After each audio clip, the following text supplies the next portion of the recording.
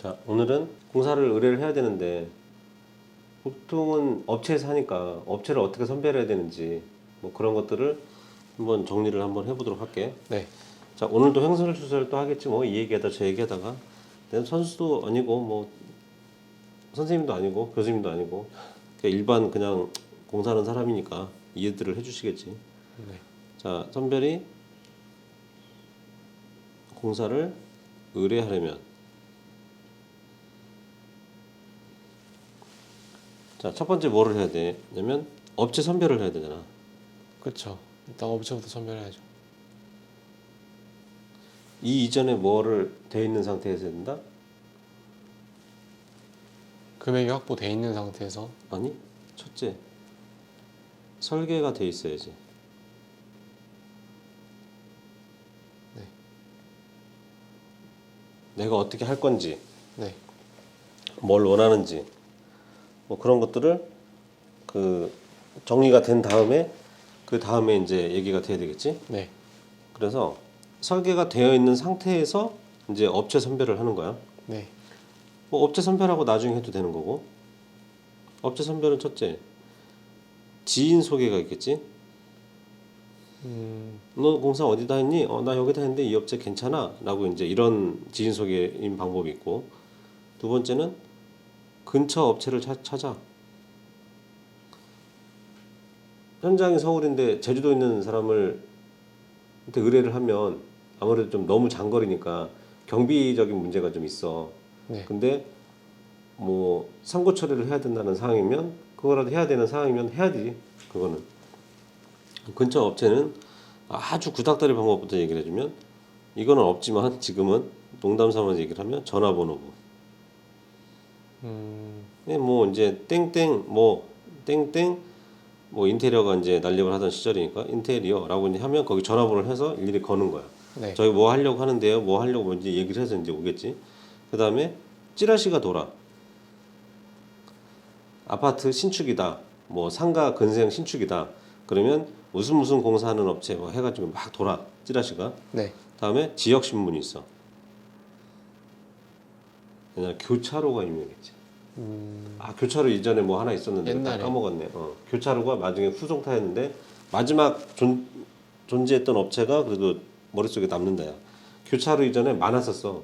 네다섯 개 됐었는데 거기 보면 한쪽 지역에 이제 파트가 있어. 네. 인테리어 해가지고 막 이렇게 그런 파트가 있었고, 다음에 아파트 거울에도 붙어 있지. 엘리베이터 거울에. 네. 오늘 아침에도 본 것 같아요. 그 다음에 지업사가 있어. 간판에. 무슨 지업사. 이제 거의 이제 도배장판 하시는 분들이 많지. 도배장판이라고 이렇게 써놓기도 하셨으니까.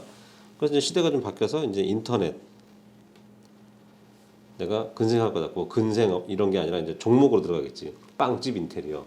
네. 뭐, 뭐 공장 인테리어. 뭐 창고 인테리어. 뭐 이런 식으로. 창고라고 인테리어 안 할 거 아니? 하죠. 거기도 사람이 주거를 해야 되기 때문에 인테리어 하는 곳도 있어. 그 다음에 SNS. 부동산 소개가 있어. 소개. 나 뭐 할 건데 처음에 이제 계약을 할 거 아니야. 임대로 들어가거나 뭐 매매를 하더라도 네. 어쨌든 부동산이 끼는 경우가 많이 허다하잖아. 이런 게 있고, 그다음에 네이버 뭐 네이버만 있는 게 아니라 뭐 다음 지도나 네이버 지도니까 검색하면 거기 검색하면서 인테리어 치면 또 여러 군데가 나오잖아. 띵땅땅땅땅 많이 나오잖아. 그지? 그래서 이렇게 가는 방법이 있고, 또 요새는 이제 또 이런 방법이 있대지. 유튜브가 이제 대세니까 유튜브에 무슨 인스타 이런 접목된 그런 루트들이 있고, 근데 대부분들은 거의 지인 소개거나 인터넷 같은 경우가 많이 있겠지. 네. 그래서 모르니까 어떤 상태로 들어간다? 대비 견적을 받는다. 근데 요새는 예전처럼 뭐 도면 작업에 견적서에 공정표 짜서, 공정표 나중 얘기인데 이거는 일단 이 기본이 이제 도면과 견적서야.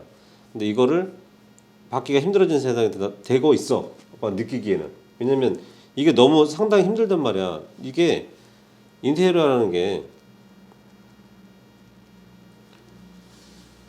과수원에서 사과를 기르는 1차적인 예를 들어서 50원을 들인 금액이 있어. 그럼 이동을 시킬 거 아니야. 그지? 이동이면 이제 이게 유통업체에 썼던 거지. 예를 들면 그 다음에 이제 시장으로 들어와. 그러면 파는 사람의 이제 뭐 유통이 뭐 한 30원이다. 이 시장에서 파는 사람도 마진이 있어야 되니까 100원에 판다. 그럼 50원의 원가, 30원의 원가, 이제 여기서 이제 원가가 나오잖아. 20원 갔는데 이제 이 사람도 20원이 다 먹는 게 아니라 경비되고 세금 내고 뭐 하는 이런 부분들이 있을 거란 얘기지. 이렇게 100원이에요라고 정해진 직군이 아니라는 얘기지. 가공해서 만들기 때문에 사과를 가지고 뭘 만들고 막 이런 이제 그 다음 단계이기 때문에 이제 어떻게 돼? 여기서는 인테리어 쪽은 사과 나무를 가지고 인테리어를 할 수도 있는 거고 사과를 가지고 인테리어를 할 수도 있는 상황이 된다는 얘기지. 그래서 이제 업체 선별을 할 때 대비 견적을 받아야 되는데 이게 도면 작업과 견적 작업을 하려면 시간과 돈이 들어가다 보니까 보통 평균 3개 업체 정도는 하지. 그래서 요새는 플랫폼이 잘 짜진 게 홈페이지들이 많이 발달돼 있거든. 네. 이렇게 땡땡 현장 하면 얼마예요? 라고 나오지. 얼마예요? 머니가 얼마입니까? 얼마 들었습니까? 이게 굉장히 정상적인 얘기야. 그냥 무턱대고 전화 따르르릉이 아니지. 이제 삐삐삐삐 뭐 해갖고 이제 하겠지. 울려서 받으면 제가 뭐 어디 뭐 아파트 사는데 요 평당 뭐 30평 하는데 공사비 얼마나 하나요? 이런 바보 같은 질문을 하면 이제 안 된다고. 다리품 팔아야지 본인들도. 네. 나는 그렇게 생각해. 와야지. 언제까지 갈 거야. 근데 현장이 그곳에 있으면 업체가 가야지. 그쵸. 현장에 걸어올 수는 없으니까. 네. 근데 이 현장 업체 선별을 하기 위해서는 웬만하면 평당 얼마쯤 나왔나요? 라고 보다는 이런 식으로 하면 얼마쯤 나올까요? 라고가 나오는 거고 미팅을 통해서 해. 꼭 해야지. 그 사람이 어떤 품성이 어떤지 어떤 실력을 가졌는지 어떤 과정을 겪었는지 한 시간 정도 얘기하면 답 나와. 물론 이제 클라이언트가 한 20대 후반이다. 근데 30대 후반을 만났다. 여기 이끌려 갈 수도 있지. 근데 이끌려 간다라는 그게 중요한 게 아니라 좋은 결과를 낳기 위해서는 좋은 결과를 낳기 위해서는 필요한 과정이야. 모르니까 알려주다도 보니까 리드하다 보니까 내가 끌려가는 느낌이 들긴 할 텐데 그런 느낌이 들 때도 있을 텐데 그건 아니란 얘기야. 결국에는 좋은 결과물을 얻기 위해서인 거고 여기서 조심해야 될 게 광고나 말빨에 속지 마라. 미팅자는 미팅할 때는 고릴라가 왔는데 현장에는 뱁새가 와 있을 수도 있다. 계약 다 끝난 뒤에 이런 상황이야. 그래서 조목조목 뭘 해야 되는지는 다른 시간에 이제 얘기를 해줬지. 호구당하지 않는 법에 보면 비슷한 게 나오고 업체 선별법도 나중에 해줄 예정이야. 네. 이 얘기하다 보면 어떤 과정을 거쳐서 어떻게 나오거나 끊어내는 방법이 있거든. 그러면 그걸 다 이제 물어보는 거고 또 이제 이건 같이 왜 이런 상황이 벌어지냐면 다른 표현이야. 전에 했던 얘기야. 아무리 좋은 설계도 현장 관리자가 쭈그리면 그 현장 쭈그려. 근데 조금 덜 떨어진 설계를 현장 관리자가 아유 저 훌륭해. 그러면 엄청 훌륭한 상황이 만들어져. 어떤 덜 떨어지는 설계가 뭐냐면 급해갖고 도면이 다 안 됐다든가. 네. 근데 수정을 많이 하는 거지. 현장 관리자가 많이 알아. 경험도 많아. 그래서 이건 이렇게 하시는 거 아닌가요? 저런 거 어떤 하는 거 아니에요? 이게 소통을 하는데 또 잘라먹고 들어오시는 클라이언트분들도 계시죠. 뭐냐면 그것도 모르세요? 라고 얘기를 해. 그러면 안 돼. 또 얘기하는데 소통해야 돼. 네. 현장 관리자가 부자일 수도 있고 아닐 수도 있는 거잖아. 네. 100만 원짜리 냉장고를 밖에 집에서 못 봤는데 700만 원짜리 800만 원짜리 수입 뭐가 된다는데 얘가 좀 구조가 달라. 그러면 아는 사람이 알려줘서 이렇게 배치해야 될 것 같아 하고 소통하면 될 일을 안 해보셨어요? 그럼 자기는 뭐 다른 건 다 해봤나? 모를 수 있는 거야. 이 건축이 엄청나게 광범위한 건데 네. 그거를 자기들 안다고 그렇게 응? 의심해가지고 응? 하면서 이렇게 현장 관리자를 그것도 모르세요 하면 안 되지. 네. 그래서 그런 것들도 이제 막 대화하면서 나올 수도 있어서 이제 업체 선별을 먼저 해야 되고. 네. 그래서 이제 괜찮은 업체가 선별이 됐어. 아 그리고 이것도 있어 참. 마지막 한마디 좀 해줄게. 여기 그 업체 선별을 할 때 이런 마인드야. 오빠는 디테일이 곧 디자인이다. 디테일을 풀다가 그 디자인이 나오는 경우가 상당히 많아. 그래서 일단 돼 있는 거에서 색채감 같은 건 고를 수가 있지만 어떤 제품이라든가 클라이언트의 성격이라든가 성향이라든가 그런 거에 따른 것들을 어떻게 디테일적으로 풀어내느냐에 따라서 훌륭한 디자인이 나올 수가 있다는 얘기예요. 근데 모든 현장이 훌륭할 수는 없지. 금액에 맞춰서 하면 되지. 아니 3천만 원짜리 견적을 막 5억짜리에다 냈다면 안 되잖아. 네. 그래서 그것도 풀어줄 수 있는 능력이 되는 업체를 만나는 게 좋다. 난 한도 끝도 없이 아니 10억 있긴 있어. 근데 딱 5천 쓰기로 했는데 막 더 쓸 수는 없잖아. 그쵸. 그러니까 돈이 헛되이 나가니까. 그래서 경험과 노하우와 관록 있는 업체를 만나면 그게 되지 않을까 싶어. 그리고 이제 그 다음 해야 될 게 뭐냐? 준비물인데 첫 번째 금액 산정을 해야 되잖아. 네. 예산에 맞춰야 돼. 더 쓰면 안 된다는 얘기야. 굉장히 돈이 중요하지. 응? 그래서 금액 산정을 할 때 아파트 같은 경우에 같은 평형대 사례를 모아라. 이런 거 뭐 인터넷에 겁나게 많아. 뭐 이렇게 만들었는데 이거 얼마예요? 이거는 얼마예요? 막 뒤져보면 많이 나온다고. 네. 그리고 주변에서도 지인들도 또 있잖아. 니네 집 공사하는데 얼마 들었어? 얼마 들었어? 이렇게 얘기를 하는데 이 금액 산정할 때 예산에 맞추면서 뭐가 중요하냐? 범위가 중요해. 그지? 어느 범위까지 건드릴 건지. 아파트 같은 경우는 이제 외부로 얘기하면 샤시부터 시작이 되겠지. 샤시부터 점점 뭐 어디는 뭐 공간 구성도 뭐 어떻게 하고 뭐 해서 뭐 막 여러 가지 보통 주거 공간을 하면 한 20개는 넘어. 공정이 제대로 들어가려면 이 범위가 전체 철거인지 전체 철거라는 얘기는 전체 새롭게 하겠다는 소리야. 네. 부분 철거라는 건 뭐야? 말 그대로 부분 공사만 하겠다는 얘기지. 그쵸. 난 도배 장판만 할래요. 말 그대로 도배하고 장판만 해. 여기는 셀프로 해도 돼. 이거 굳이 막 업체 쓰지 않아도 지업사 정도에 가도 훌륭하지. 왜냐면 금액별 단위에 따른 이게 뭐 싸니까 안 해요 이게 아니라 업체들이 싸니까 하는 게 아니라 바란스가 안 맞는 거야. 네. 도배 장판만 해가지고는 금액이 올라가 버리거든. 네. 그 인건비도 빼야 되니까. 그럼 아니면 소개만 받든가. 뭐 아는 지인한테. 그래서 여러 가지 방법이 있어서 금액 산정이 상당히 중요하다. 그다음에 아까 이 범위를 얘기한 이게 이제 어떤 식이 벌어지냐면 이 범위 산정에 대해서 할 때 여기서 나오는 이게 좀 약간 다른 걸 한번 얘기를 해볼게. 부분 철거를 하게 되면 네. A급 있고 B급이 있고 C급이 있다 치자고. 전체 철거를 하는 게 있어. 이런 표현을 써. 전체 공사, 부분 공사라고 하면 되는데 이 현장에서는 입버릇돼갖고 부분 철거하냐, 전체 철거하냐 이거에 따라서 범위가 그냥 다 이 소통이 되는 그런 게 있어. 그래서 현재 A급은 1억에서 공사비를 2억을 쓸 거다. B급은 7천에서 뭐 9천 정도 쓸 거다.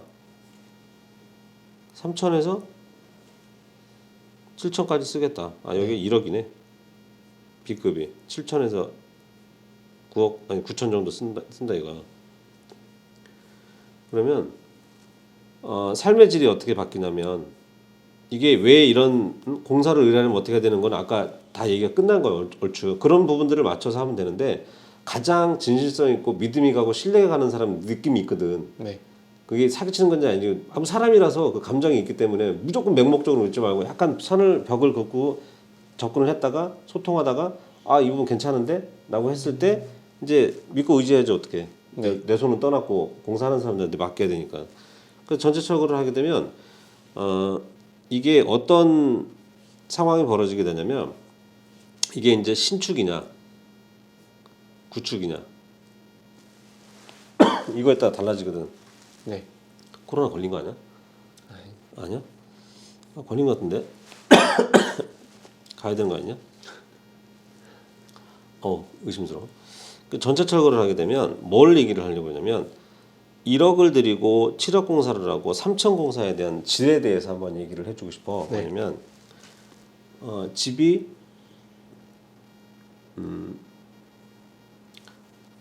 1억에서 1억 공사를 하고 7천 공사를 하고 3천 공사를 하잖아. 그러면 전체 철거를 한 집들은 금액이 집값이 나중에 70% 정도가 떨어지더라고. 통상적으로. 그다음에 7천 정도 드는 데는 40% 정도. 네. 뭐 내가 뭐 통계청은 아니니까 정확한 건 아니야. 3천 정도는 0% 본전을 못 빼. 그래서 나는 공사를 좀 드리고 이거를 누리고 살고 그렇다고 여기서 뭐 누리고 못 산다는 뜻이 아니라 네. 3천만 원 들였으니까 3천만 원치만 누리고 살고 1억 들였으니까 맞는 얘기잖아. 뭐 누구는 잘 자고 누구는 못 사 이 뜻이 아니야. 그리고 뭐 여기서 이제 40% 정도는 깨끗이 쓰고 이런 표현을 써볼게. 그러면 여기서 똑같이 8억짜리 집이야. 네. 여기도 8억짜리 비슷비슷하니까 아파트 같은 경우는 그러면 70% 떨어지면은 이게 얼마가 되지?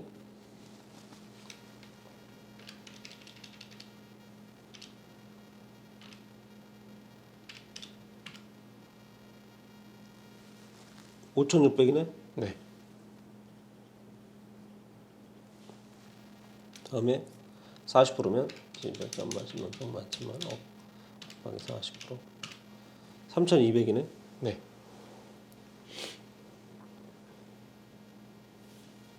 없어. 이 돈을 더 받아. 네. 팔 때. 그러면 2억 들인 집은 오죽하겠니? 왜냐면 나도 이사를 왔고 아니면 신축에 이사를 왔고 구축에 이사 왔고 이사 가야 되고 이런 수순을 겪는 거잖아. 그러면 내가 이사를 와서 내가 현재 이 집에 살고 있는데 이 집을 팔고 다른 집에 이사를 가는데 어떤 사람은 이 집에 들어와야 되는 거잖아. 근데 또 똑같은 돈을 들이면 짱구짓이잖아. 네. 3천만 원 들이고 3천 근데 3천만 원 갖고 뭘 하겠니? 솔직히 요새 단가에 샤시하고 조금 도배장판 하면 3천이야. 거의 화장실은 손도 못 대고 덧방치기 공사하고 그러니까 날림 같은 공사가 좀 되겠지. 근데 3천도 안 되는 건 아니야. 그러면 3천으로 되는 집을 살려면 잘 골라야 되는 거야 집을. 3천만 들어도 훌륭하게 나오겠는데 그런 집이 있어. 왜냐 전에 B급으로 공사한 사람 이런 집을 만지면 샤시 안 해도 되잖아. 네. 짱짱한 걸 했어. 근데 화장실 다 뜯어놨는데 하고 조금씩만 부분 고치는 거지. 그런 집을 만나면 그러면 여기서 이론이 어떻게 돼? 그 집 만나려면 이 사람 그 똑같은 값에 팔겠어?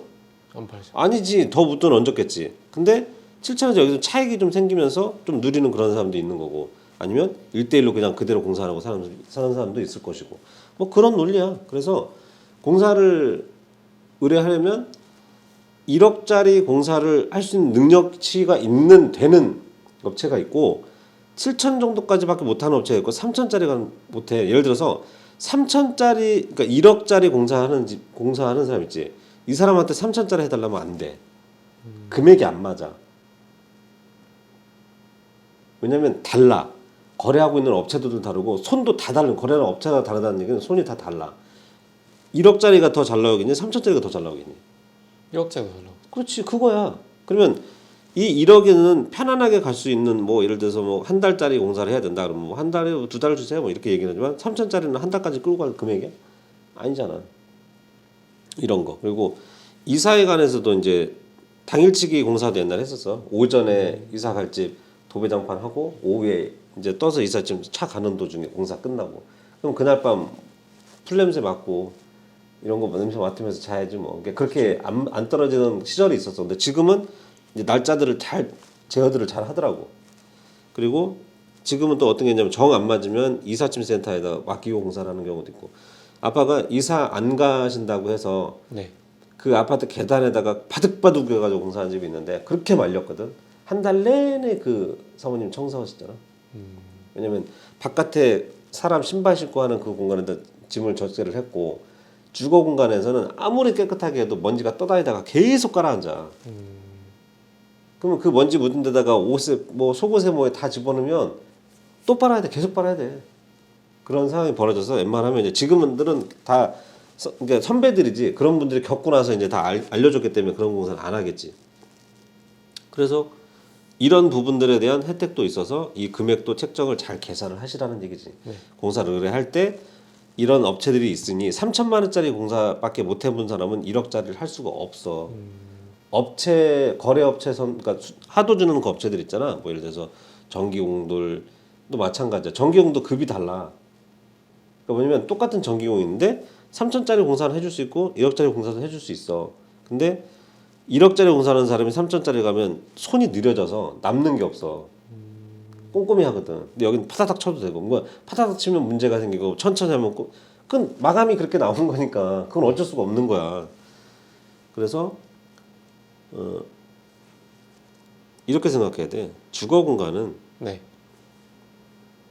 내가 다른 데서 매출을 일으켜서 나온 이윤을 가지고 이윤을 마이너스 난다고 생각하면 안 돼. 마이너스 공사가 아니라 주거 공간을 아늑하게 꾸며 바쁘게 일했잖아.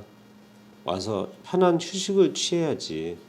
그리고 나서 일을 하면 결과물이 어떻겠어. 좋죠. 아 집에 들어가기 싫고 집도 좋아져. 그러니까 이런 지금 주거 문화가 생기다 보니까 지금은 뭐 거실에 붙은 주방들이 많이 있지만 지금 아빠 예상에는 주방과 거실이 합쳐져 있는 스타일들이 많이 나와야 된다고 봐. 근데 못 바꾸는 게 뭐냐면 건축 쪽에서 자꾸 그런 빼다 골격들을 만들어내기 때문에. 그리고 굉장히 힘들지 그런 걸 맞추기가. 네. 그래서 대부분들 이렇게 생각해. 공사비가 나 7천 정도 들어. 힘들게 일해가지고 집에 아파트에다 공사해가지고 그만큼 편안하게 산다니까. 편안한 사람이 편안한 공간에 있어서 더 나은 생각과 사고가 나와. 그래서 좋은 생각을 했더니 그 좋은 생각으로 항상 하는 말 있잖아. 훌륭한 생각 플러스 훌륭한 생각을 사고로 쪼개서 다음에 뭐 하라고? 행동하라고. 액션을 하면 보다 나은 삶이 나오지. 삶의 질이 좋아진다. 네. 여기서 끝입니다. 네. 공사 잘들 하시고 본인들한테 맞는 그런 공사가 됐으면 좋겠어요. 네.